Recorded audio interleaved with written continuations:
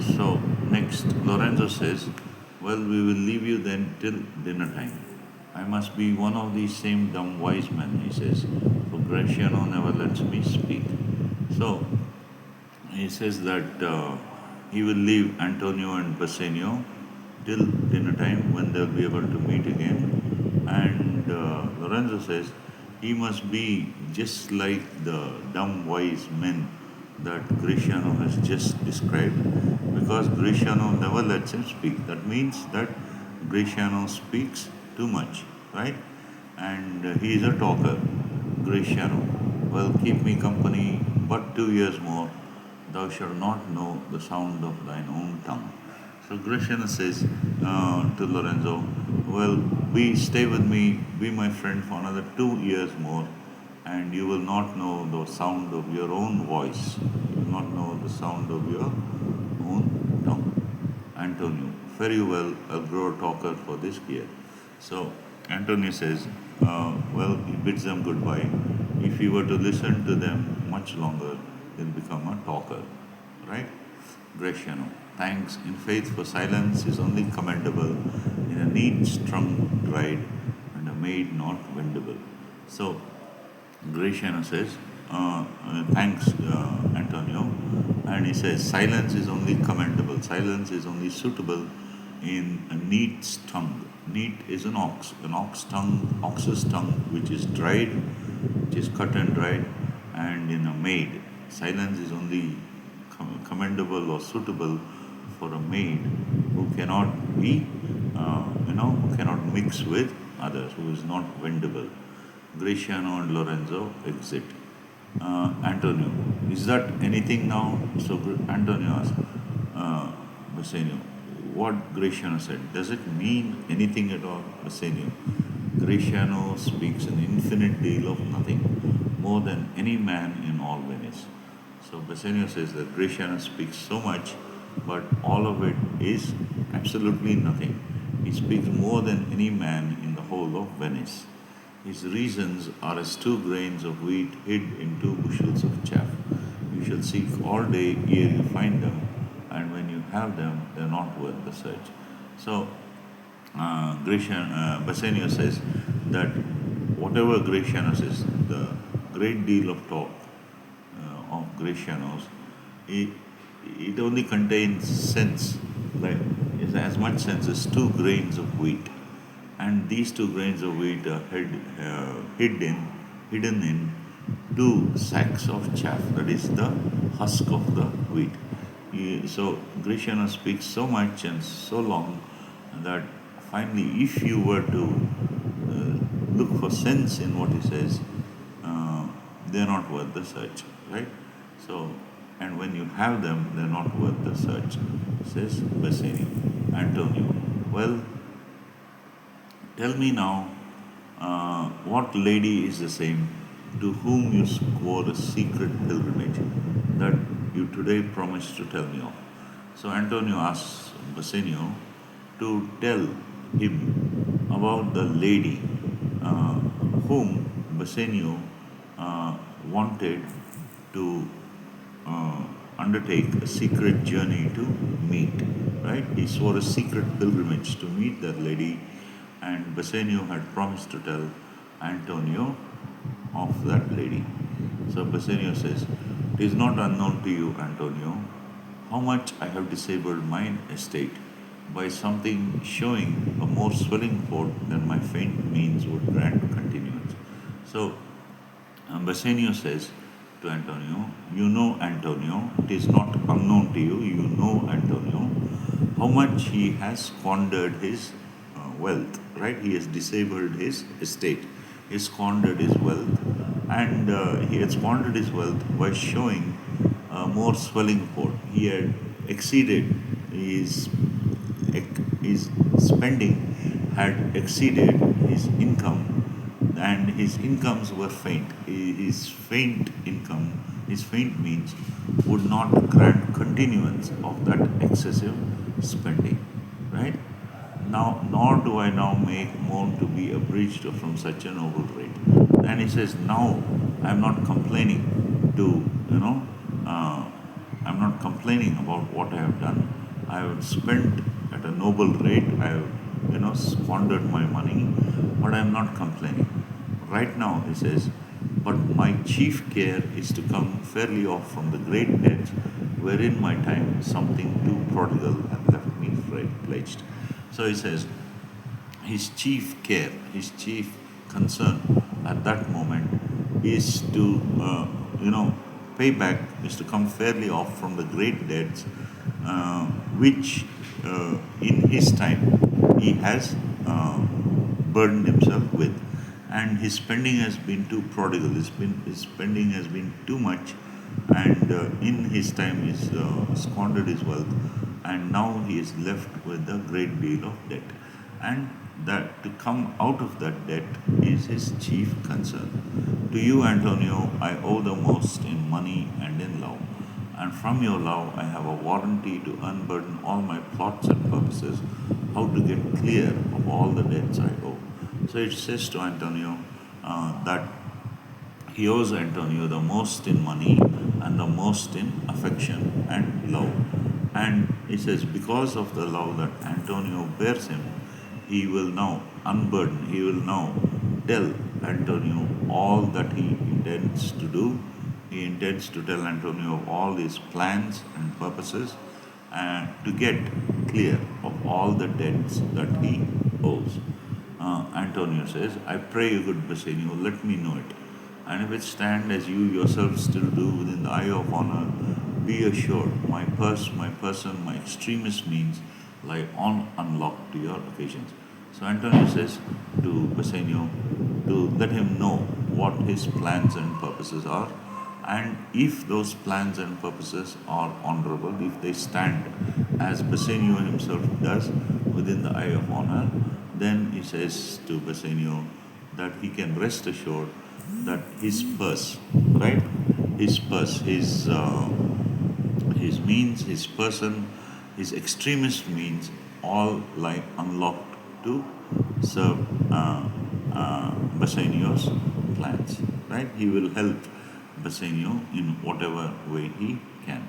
Bassanio, in my school days when I had lost one shaft, I shot his fellow of the self same flight, the self same way with more advised watch to find the other fourth.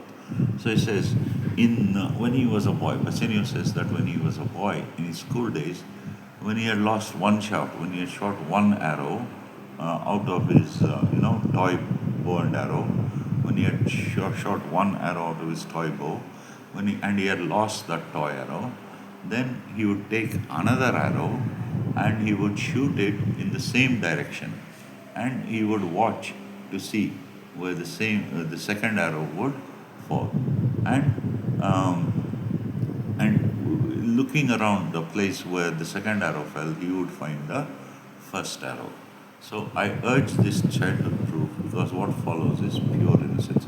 So he says he's telling Antonio about this childhood game because what he's going to tell Antonio is pure innocence, concerned like it is relevant to that boyish game, right? He says, I owe you much, and like a willful youth, that which I owe is lost. And he says to Antonio, I owe you a lot, but I have been willful, I have been too prodigal, I have been too extravagant, I have been too much of a spendthrift. I have spent too much money, and therefore, like a willful youth, that which I own is lost. But if you please to shoot another arrow that self same way, which you did shoot the first, I do not doubt, as I will watch the end and or to find both, or bring your latter hazard back again, and thankfully rest better for the first. And he says, if you were to support me, if you were to, lend me some money, if you shoot another arrow in the same way as you helped me before, as you lent me money before, he says, I will watch, I will spend this sum, this second sum of money that you give me so carefully that I will find both the first amount of money and the second amount of money, and bring the first amount of money back and rest thankfully as a debtor for the both amounts of money lent by Antonio. So uh, he says he'll be more careful how he will spend the loan that Antonio may give him the second time, and by using it wisely, he'll get both the amount Antonio has lent before and now he's going to lend, and he's going to be grateful to Antonio. Antonio, you know me well, and herein but spend time to wind about my love with circumstance. So Antonio says, you know me very well, Bassanio, and herein, and right now you're spending time to wind about my love with circumstance. And you're saying so many things about my love. Don't go around. My love to you is honest and it's open. I'll be open with you, and out of doubt, you do me now more wrong in making question of my uttermost than if you had made waste of all I have. So he says, now by asking me so politely, asking me so manner in such a business-like manner, you're doing me more wrong, and you're doing me more wrong than if you had laid waste of all I have, right? So even if you had laid waste of all the money that I had, you are doing me now more wrong than by speaking about these things in such a business-like manner. Then say but, then do but say to me what I should do, that in your knowledge may be done, and I am pressed unto it, therefore speak. So tell me what you want me to do, and I will surely help you. Therefore speak. Bassanio, in Belmont is a lady richly left, and she is fair, and fairer than that word of wondrous virtues. So Bassanio says that in a place called Belmont in Italy, there is a lady who is richly left. That is, she is heiress to a great fortune, and not only is she a heiress, she is also fair. She is also a beauty, and she is fairer than that word. She is not only a beauty, she is also has wondrous virtues. She is also wonderfully virtuous. Sometimes from her eyes, I did receive fair speechless messages. So he says, in the past, when he had seen this heiress, when he had seen this lady, she had sent him messages, by giving him coy looks, by giving him, veiled looks, which spoke of her feelings for him.